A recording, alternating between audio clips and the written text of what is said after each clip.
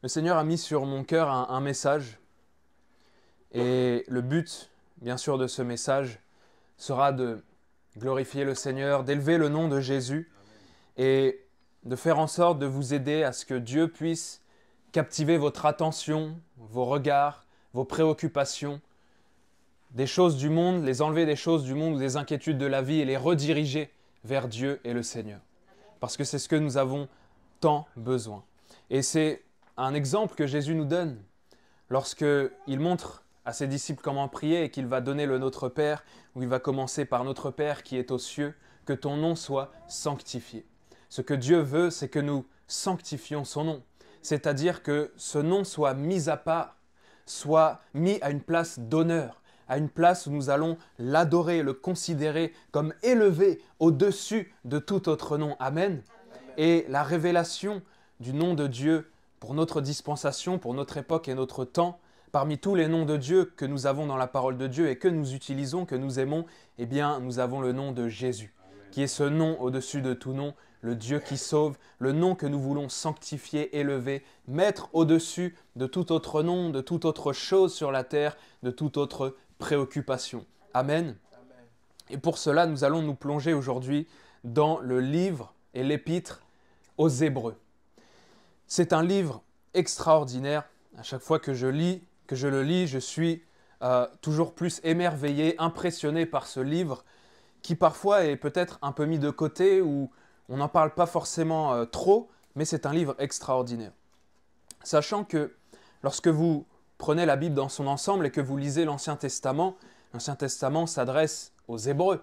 Et lorsque vous regardez le Nouveau Testament parmi les épîtres et les lettres aux églises, eh bien celui qui est vraiment une sorte de continuité qui nous permet vraiment de faire le lien entre Ancienne et Nouvelle Alliance, c'est le livre aux Hébreux. Parce qu'il reprend vraiment tous les éléments préfigurant Christ, la Nouvelle Alliance, l'Évangile et la grâce qui sont dans l'Ancien Testament et qui nous les amènent, qui nous les expliquent dans le Nouveau.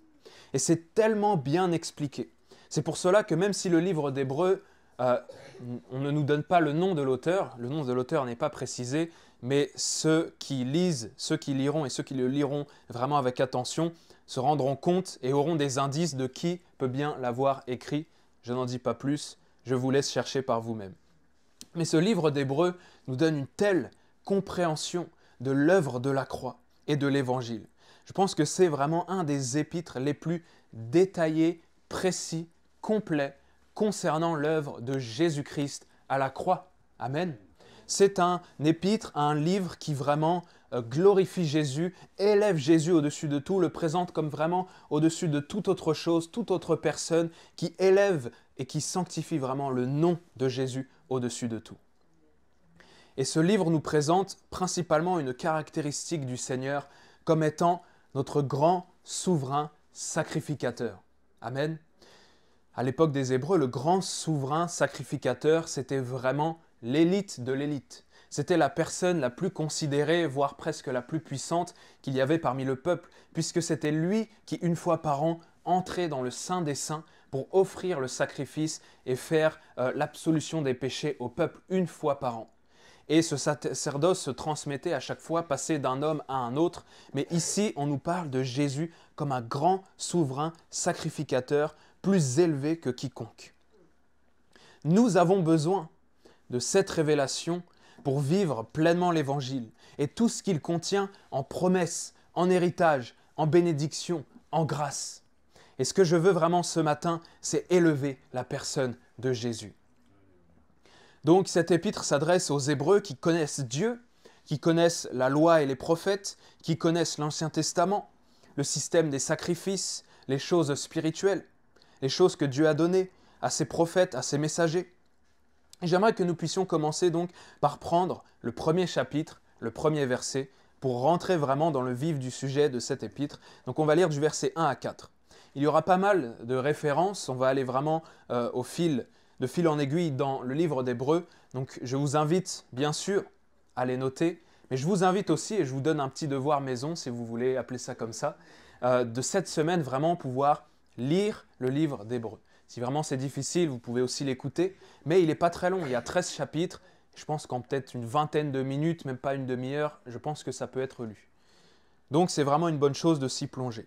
Hébreux chapitre 1, versets 1 à 4.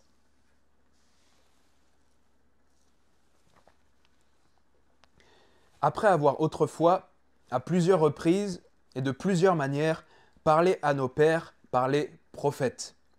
Ici l'auteur explique et fait le lien que dans le passé, avant Jésus, Dieu a parlé à plusieurs reprises, donc plusieurs fois, de plusieurs manières différentes, des visions, des songes, des apparitions, des manifestations, des prophéties, a parlé donc aux pères, aux ancêtres des Hébreux de l'époque de cet épître, par les prophètes, par des messagers humains qui ont délivré le message de Dieu. Mais Dieu, dans ces derniers temps, donc si l'auteur, à l'époque, disait qu'il était dans les derniers temps il y a 2000 ans, dans quel temps nous trouvons-nous aujourd'hui, si ce ne sont les derniers des derniers temps? Dans ces derniers temps, Dieu nous a parlé par le Fils, qu'il a établi héritier de toutes choses. C'est-à-dire qu'il y a un changement radical.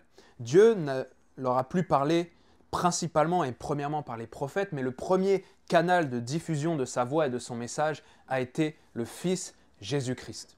Et aujourd'hui, pour nous, aussi, chrétiens, chrétiennes, notre première source d'écoute de Dieu et de réception de ses messages, eh bien, c'est d'aller auprès du Fils, auprès de Jésus-Christ, dans la présence de son Esprit qui nous a donné pour entendre Dieu. Dans l'Ancienne Alliance, les gens allaient voir le prophète pour entendre Dieu. Nous allons d'abord voir Dieu pour entendre Dieu. Et ensuite, Dieu va confirmer, parfois, par un don de prophétie ou un ministère de prophète lorsqu'un prophète est parmi nous. Qu'il a établi héritier de toutes choses, par lequel il a aussi créé le monde, et qui étant le reflet de sa gloire et l'empreinte de sa personne. Le Fils Jésus-Christ est le reflet de la gloire de Dieu et l'empreinte de sa personne. Cela nous montre vraiment la divinité de Jésus-Christ. Il n'y a pas d'argument plus clair, parce qu'il est dit qu'il a créé le monde par Jésus, qu'il est le reflet de la gloire de Dieu, donc il manifeste la gloire de Dieu, et il est l'empreinte, c'est-à-dire l'image exacte de la personne de Dieu. Et soutenant toute chose par sa parole puissante, a fait la purification des péchés, donc par son sacrifice à la croix, et ça nous allons y venir, et s'est assis à la droite de la majesté divine dans les lieux très hauts, devenu d'autant supérieur aux anges qu'il a hérité d'un nom plus excellent que le leur. C'est-à-dire que le nom de Jésus, le nom au-dessus de tout nom, le nom du Sauveur que Dieu a donné, et même au-delà du nom du plus grand des anges, des archanges ou des chérubins que vous pouvez imaginer. Et c'est pour cela, l'auteur voulait rappeler cela aux Hébreux, même les anges, même les plus glorieux des anges, il n'y a aucun qui est élevé au-dessus de ce Fils Jésus-Christ. Ici, la place qui est celle de la droite de Dieu vient du mot grec, la droite qui est dexios. Et ce mot signifie une place d'honneur et d'autorité. Lorsque dans l'époque et la culture orientale, quelqu'un s'asseyait à la droite d'un roi, c'était la place d'honneur et d'autorité qui était donnée. C'est-à-dire que la personne était digne de recevoir l'honneur et d'exercer l'autorité et le pouvoir sur le royaume. Et c'est cette place qu'occupe aujourd'hui Jésus. Il a hérité d'un nom bien plus excellent et bien plus supérieur que les anges. Il commence donc par montrer que Jésus est supérieur à tous les anges et à toute créature spirituelle. Dès le début de cet épître, il démontre que Jésus est plus élevé que tout, et nous devons avoir conscience de cela pour vivre notre vie chrétienne de la bonne manière, pour mettre Jésus à la première place. Jesus first, Jésus en premier, ce qui est le nom de mon ministère. Donc, voilà pourquoi je donne aussi ce message. Donc, il démontre dans ses Écritures, en citant les Écritures, que le Messie est le Fils et qu'il est aussi Dieu. Il va prendre au verset 8 une citation de l'Ancien Testament où Dieu parle et dit « Mais il dit au Fils, ton trône, ô Dieu, est éternel. » Dieu s'adresse à Dieu. Donc, les gens vont se dire « Mais qu'est-ce que c'est? Comment on peut expliquer ça ?» Dieu dit à Dieu « Ton trône est éternel. » Parce que Dieu s'adresse au Fils. Parce qu'ici, le but est de démontrer que Jésus-Christ est Dieu et qu'il est élevé au-dessus de tout nom et de tout ange. Hébreux chapitre 1 nous montre donc la suprématie de Jésus-Christ. Et cela est important dans notre vie, parce qu'il faut mettre Jésus à la bonne place. Parce que cela nous permet d'aborder la vie et les circonstances de la bonne manière, avec foi et espérance en Dieu. Parce que si tu perçois Jésus comme plus grand que tes problèmes, que tes montagnes, que tes géants, que tes maladies, que tes soucis, que tes inquiétudes, alors tu pourras marcher dans la foi, en paix, sans inquiétude, comme Dieu le désire. Et c'est la bonne révélation de Jésus-Christ à avoir. Voir Jésus plus grand que nos problèmes et nos soucis. Parce que tant de fois dans nos vies, on en est tous, entre guillemets, coupables, parce que la chair est comme ça. Lorsqu'un problème survient, lorsqu'une inquiétude survient, il devient tellement grand dans notre vie et pour nous, qu'on oublie un peu la puissance de Dieu, qu'on oublie un peu la capacité de Dieu d'intervenir dans notre vie.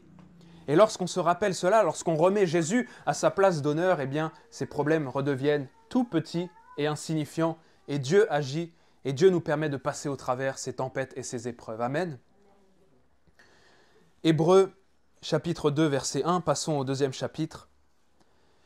Ici, l'auteur donne une consigne, un conseil, en disant « C'est pourquoi nous devons d'autant plus nous attacher aux choses que nous avons entendues, de peur que nous ne soyons emportés loin d'elles. » Il est si important d'écouter, de réécouter, de méditer, de reméditer la parole de Dieu, les enseignements que nous recevons, de peur d'être emportés loin d'elle.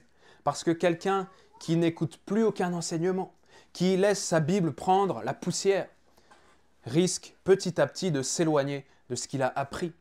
Il le saura peut-être d'une manière intellectuelle, mais cela ne fera plus réma dans son cœur. Et lorsqu'il traversera la situation où il a besoin de se souvenir de ce que dit la parole de Dieu, il se dira intellectuellement, peut-être il se le rappellera, mais cela n'aura plus de sens pour lui et il ne pourra plus le mettre en pratique.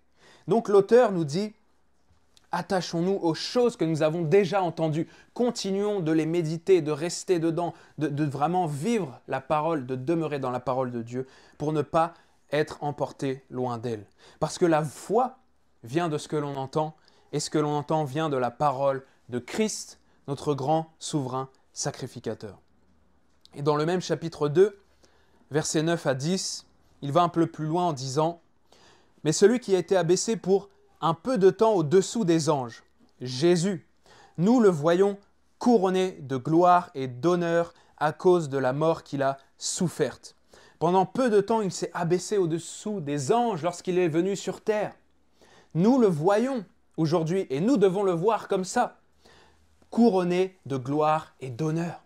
Pas un petit Jésus dans une crèche, pas un Jésus qui souffre constamment, qui est resté accroché à la croix, mais couronné de gloire et d'honneur. C'est comme cela que Jean l'a vu lorsque le Seigneur l'a ravi en esprit et lui a transmis la révélation de l'Apocalypse, du livre de l'Apocalypse. Lui qui avait l'habitude de voir Jésus tous les jours.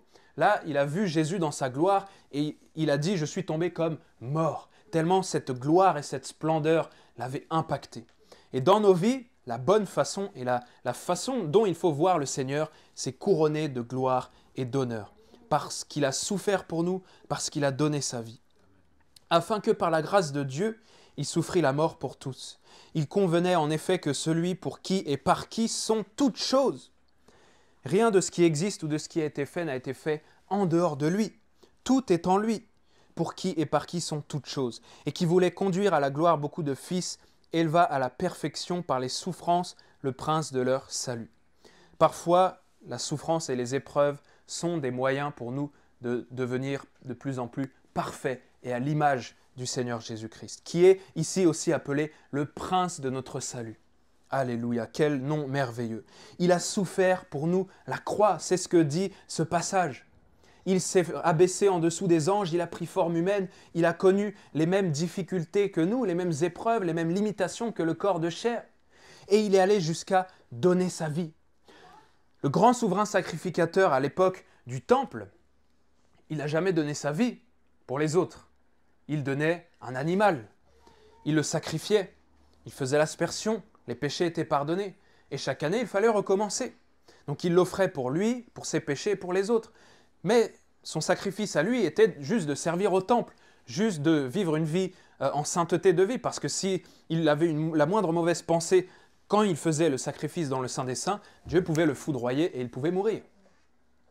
Mais Jésus, lui, n'est pas allé juste offrir un animal ou quelque chose, un objet. Il s'est offert lui-même, sa propre personne, son propre corps, sa propre vie, Comment est-ce qu'on peut se dire que Dieu lui-même s'est offert à la place d'humains aussi imparfaits que nous?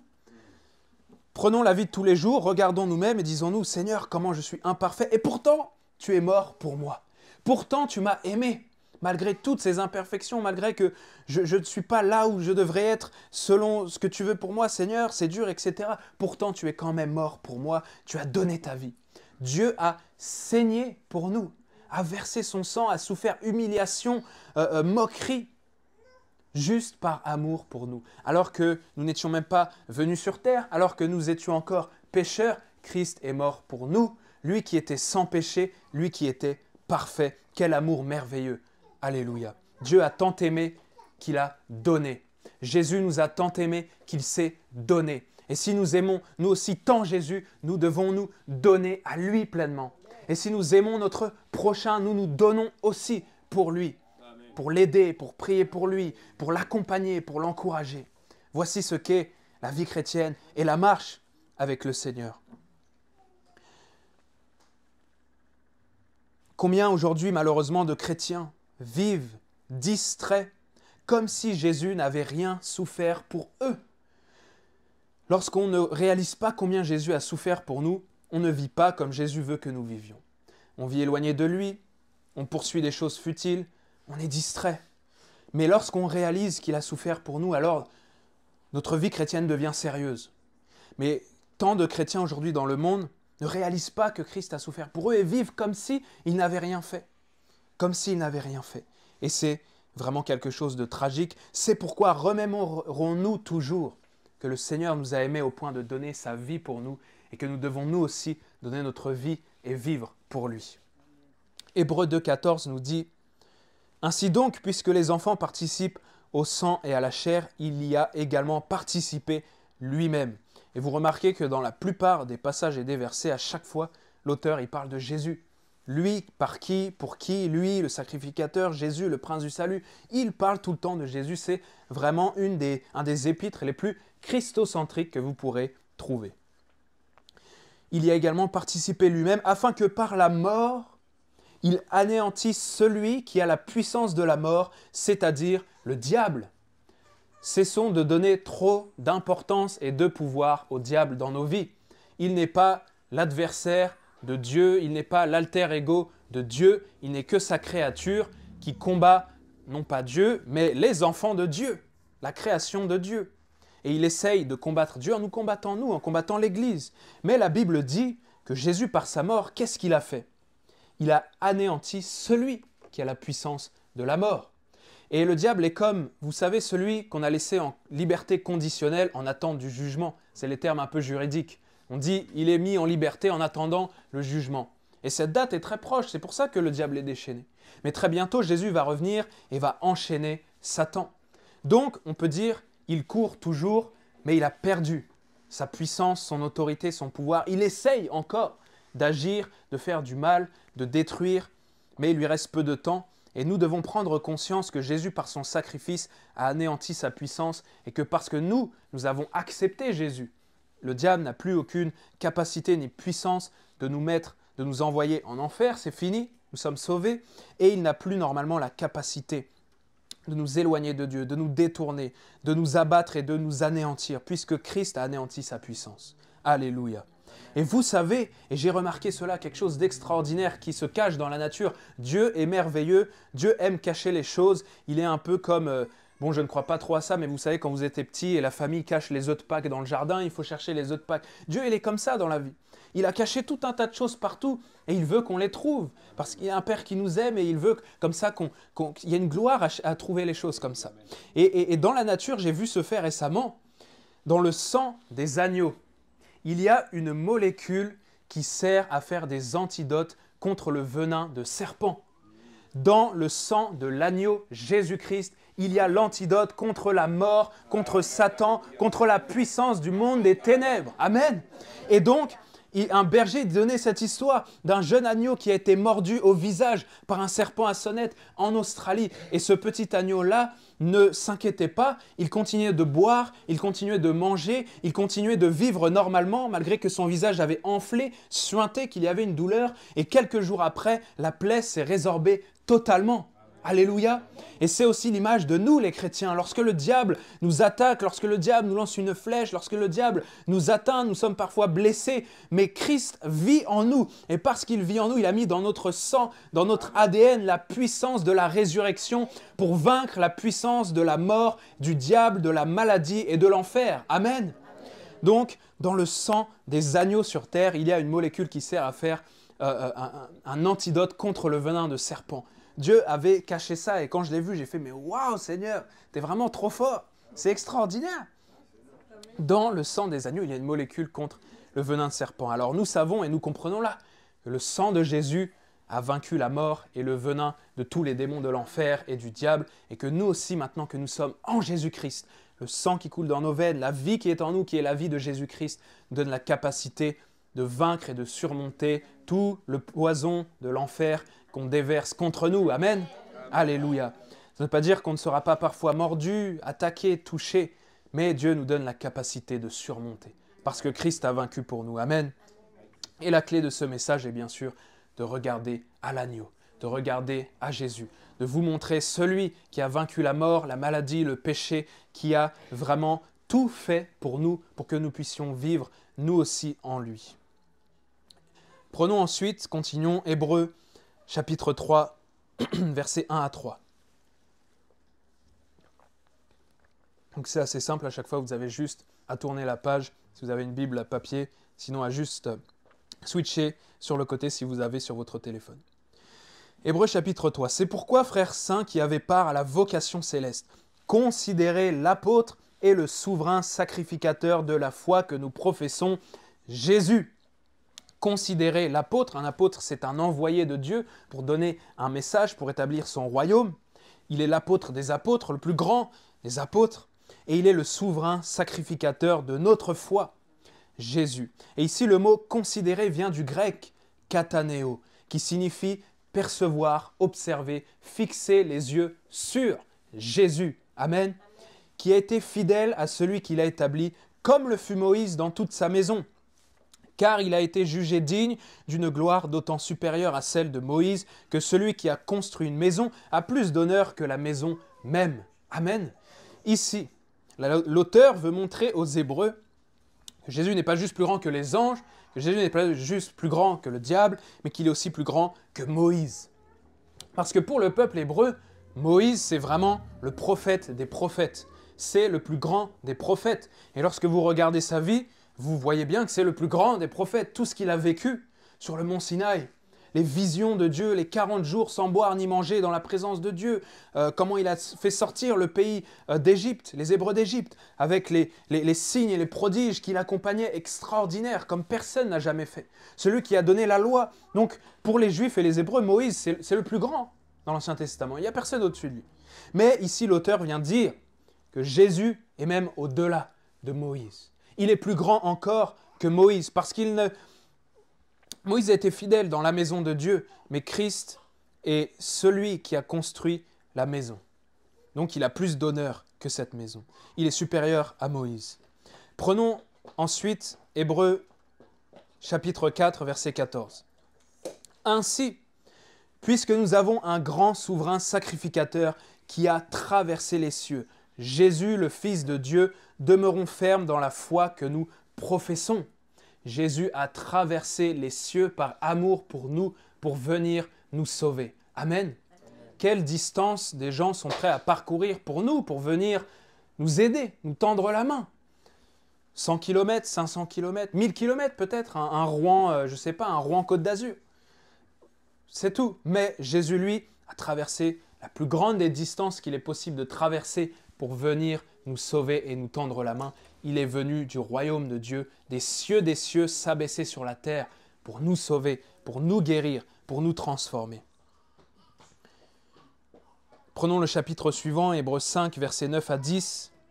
« Et qui, après avoir été élevé à la perfection, est devenu pour tous ceux qui lui obéissent, l'auteur d'un salut éternel, Dieu l'ayant déclaré souverain sacrificateur selon l'ordre de Melchisédek. Jésus est l'auteur de notre salut. Cessons de croire et d'accepter que nous avons une part dans notre salut. Beaucoup prêchent que vous serez sauvés par vos œuvres, mais la Bible dit nous sommes sauvés par notre foi et ensuite les œuvres découlent de cette foi. S'il n'y a aucune œuvre, on peut remettre en question notre foi. Mais les œuvres découlent de la foi et ne sont pas ce qui nous sauve. Et ici, on nous dit qu'il est l'auteur du salut. Donc tous ceux qui pensent que nous pouvons être sauvés par nous-mêmes, disons-leur que Jésus est le seul qui a accompli cela, parce qu'il est l'auteur, il est à l'origine même du salut que nous avons et de la vie éternelle que nous avons. Parce qu'il est ce grand souverain sacrificateur selon l'ordre de Melchisédek, ce personnage mystérieux. Et ce mot Melchisédek vient de Melech qui signifie roi et de Tsédek qui signifie justice, droiture, vérité. Et cela nous décrit Jésus. Il est d'un ordre donc qui est royal, qui est sacerdotal, qui est sacrificateur et divin, parce qu'il a été institué par Dieu et c'est un ordre qui est éternel, qui ne peut pas se transmettre et qui dure à toujours. Il est plus grand que tout ordre humain ou même que l'ordre des Lévites, l'ordre lévitique, ceux qui étaient sacrificateurs, que Dieu avait appelés, consacrés à son service. Lui est même au-dessus de cela. Hébreux 6, 19 et 20 nous dit « Cette espérance, nous la possédons comme une encre de l'âme, sûre et solide. Elle pénètre au-delà du voile, là où Jésus est entré pour nous comme précurseur, ayant été fait souverain sacrificateur, pour toujours, selon l'ordre de Melchisédek. » L'auteur a jugé bon de rappeler, de répéter, de faire une répétition pour que nous comprenions bien l'importance de cet ordre-là et de ce personnage. Mais il dit ici qu'il est entré au-delà du voile comme précurseur. L'entrée dans le voile a été déchirée lorsque Jésus est mort. Le voile qui délimitait le lieu saint du lieu très saint. Et pour y entrer maintenant, il faut être en Jésus-Christ et en Jésus-Christ seul. Mais ce qu'il faut comprendre, c'est que le chemin a été ouvert. Et il ne faut pas se priver d'entrer dans le chemin, d'accéder au sein des saints qui signifie et représente l'intimité du cœur de Dieu. Combien de chrétiens s'en privent? C'est comme si on vous montrait un endroit extraordinaire, c'est ouvert, c'est libre, mais jamais vous n'allez y aller et franchir le passage. On nous montre cet endroit extraordinaire, le voile est ouvert, on a ouvert, c'est allez-y. Et il y a des chrétiens qui restent et qui ne savent pas trop où ils sont, pourquoi y aller, et ça n'a pas l'air de trop les intéresser, ils ne savent pas ce qu'il y a derrière, donc ils se disent bah, « c'est pas grave, je vais faire autre chose ». Mais comprenons qu'il a ouvert le chemin vers le cœur de Dieu, l'intimité avec Dieu. Et c'est cela que Jésus veut pour nous, parce qu'il ne nous a pas juste sauvés pour nous pardonner juste de nos péchés, mais pour nous ramener et rétablir la communion que nous avions avec lui en Éden, lorsque Adam et Ève marchaient avec lui et voyaient Dieu, parlaient avec Dieu. Nous aussi, nous pouvons vivre cela si nous rentrons pleinement dans le plan de Jésus pour nous, dans l'œuvre parfaite et accomplie de la croix de Jésus-Christ. Ne nous privons pas de l'intimité avec Dieu. Dieu veut passer du temps avec nous.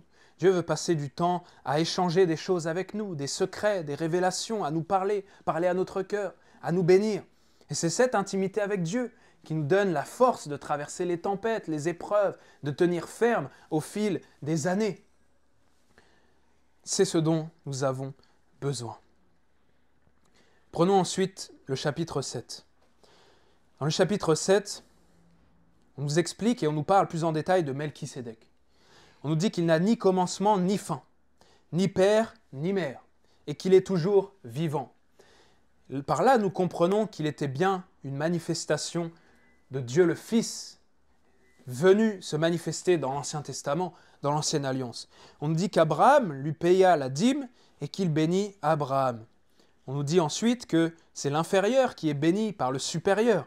Et donc que Melchisédek, qui est Jésus, est plus grand qu'Abraham. Parce que pour les Juifs et les Hébreux, Abraham, c'est le plus grand des patriarches. C'est de lui qu'ils sont issus selon la chair. C'est de lui que Dieu a commencé à faire alliance avec le peuple d'Israël par la circoncision. C'est à lui que Dieu a donné toutes les promesses pour Israël. Donc c'est vraiment pour eux, avec Moïse, vraiment les deux personnages les plus importants pour eux, les références ultimes. Et ici, l'auteur va dire, Melchisédek, donc Jésus, est plus grand qu'Abraham. Amen. Et même Jésus lui-même l'a dit, parce qu'il a dit, avant qu'Abraham ne fût, je suis. Avant même qu'il n'était, j'étais déjà. Depuis le début, j'étais là. Et il faut que les Hébreux, donc, que le peuple juif ouvre les yeux, mais nous sommes aussi au bénéfice de cette épître, de cette lettre et de ce texte merveilleux qui nous a été transmis jusqu'à aujourd'hui.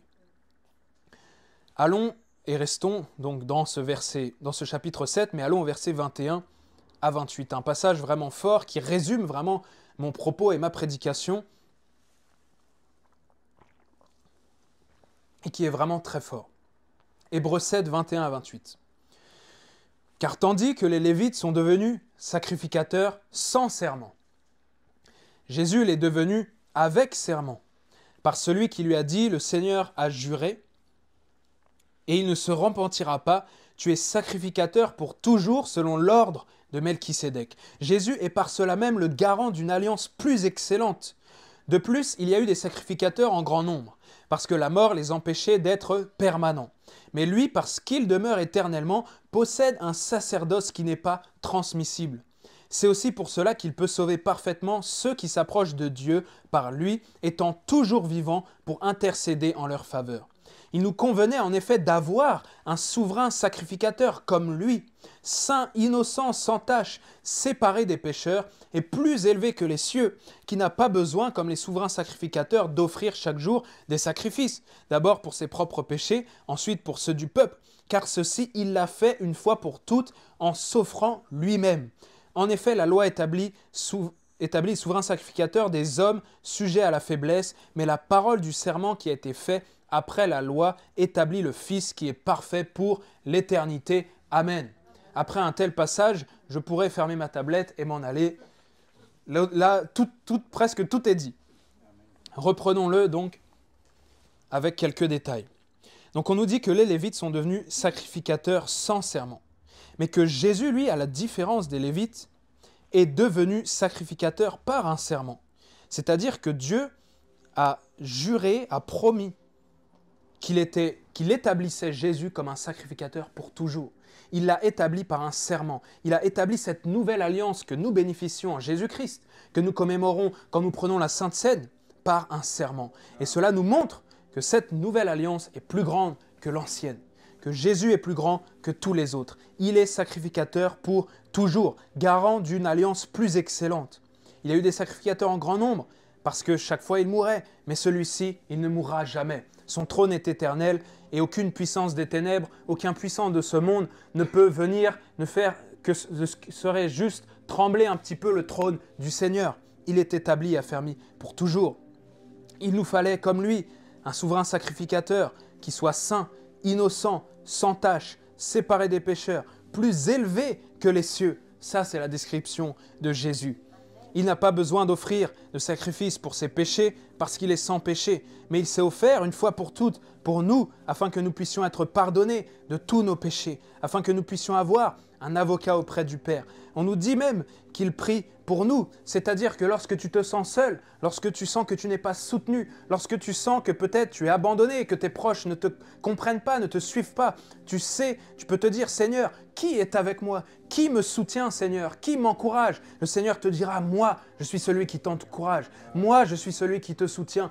Peut-être que personne prie pour toi, mais moi, du haut du ciel, je prie pour toi et j'interviendrai quand tu en auras besoin. C'est notre Sauveur merveilleux, c'est notre Jésus merveilleux. C'est là cette alliance si extraordinaire, si merveilleuse. Dieu, l'Hébreu nous dit aussi qu'il a comparu devant Dieu, devant la face de Dieu pour nous. Il est allé devant ce tribunal comparaître à notre place pour nos péchés et apporter son sang devant Dieu, afin que nous n'ayons pas à le faire parce que nous n'en avions aucune capacité, mais parce qu'il a comparu devant nous, à notre place devant le Dieu, le juge suprême. Eh bien, nous pouvons être pardonnés et vivre la vie de Dieu. Hébreux 10.10 nous dit que c'est en vertu de cette volonté que nous sommes sanctifiés par l'offrande du corps de Jésus-Christ une fois pour toutes. Il y a eu un seul sacrifice et ce sacrifice est parfait. Sinon, il y en aurait eu besoin que Jésus meure plusieurs fois, mais il l'a fait une seule fois parce qu'il était parfait. Pourquoi? Parce que le plus grand des miracles, c'est la conversion. C'est d'avoir été sanctifié et lavé par le sang de Jésus-Christ. Et si je suis sanctifié, alors je dois marcher en accord avec cette nouvelle identité de personne qui est sainte, qui est sanctifiée. Si je ne le fais pas, il y aura un problème. Mais je dois vivre en fonction, en accord avec cette nouvelle identité que Dieu me donne, de fils et de fille de Dieu. L'auteur va poursuivre dans la fin de l'épître aux Hébreux et va dire beaucoup de choses au chapitre 11 à propos de la foi. Nous connaissons ce chapitre. C'est le chapitre qui nous parle de la foi. Et ici, il nous dit que, au verset 6 du chapitre 11, « Sans la foi, il est impossible d'être agréable à Dieu, car il faut que celui qui s'approche de Dieu croit que Dieu existe et qu'il est le rémunérateur de ceux qui le cherchent. Si tu cherches Dieu, tu seras rémunéré d'une manière ou d'une autre. Tôt ou tard, Dieu se lèvera dans ta vie.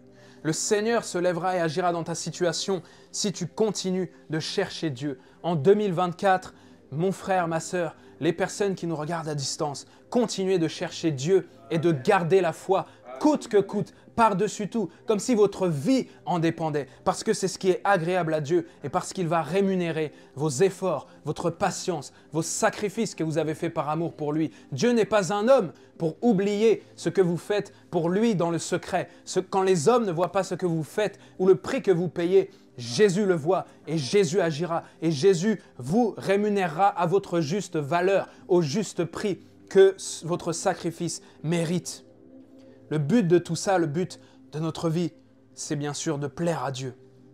C'est de marcher par la foi, ayant, comme le dit la parole, les regards sur Jésus, le chef et le consommateur de notre foi. Il est celui qui est à l'origine de notre foi, qui a fait naître en nous la foi, qui nous permet d'avoir la foi. Il est celui qui entretient notre foi et qui fera durer notre foi jusqu'à son retour. Il est, comme le dit aussi l'auteur des Hébreux, le grand pasteur des brebis.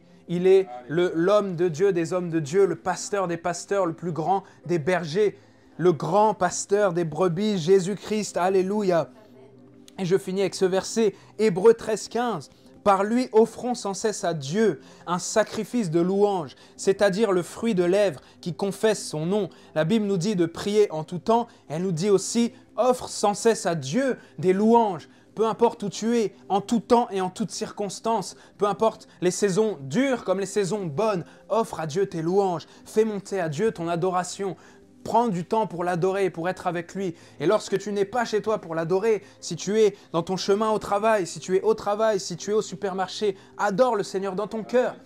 Nous ne sommes plus limités à un lieu. Avant, il fallait aller au temple. Nous rassemblons bien sûr à l'église, mais tous les jours, nous devons être des chrétiens qui adorent le Seigneur et qui font monter à Jésus notre reconnaissance, notre adoration, parce qu'il est notre grand souverain sacrificateur, celui qui a tout payé pour nous, celui qui a offert sa vie pour nous. Et nous devons nous poser cette question. Est-ce que Jésus est suffisant pour nous combler, pour combler notre cœur? Ou est-ce que nous avons encore besoin des choses du monde ou de quelqu'un pour combler notre cœur ou notre vie? Parce que la Bible va dire que nous avons tout pleinement en lui. Alors pourquoi est-ce que nous irions chercher ailleurs autre chose? Il est celui qui a les paroles de la vie. Il est celui qui est le chemin, la vérité, la vie. Il est celui qui est la vie éternelle, la source de notre salut. Il est celui qui est notre guérison. Il est celui qui est notre berger, notre pasteur. Il est celui qui est notre délivrance. Il est celui qui est notre salut. Jésus-Christ, roi des rois, Seigneur des seigneurs. Amen. Le but de ce message était de vous exposer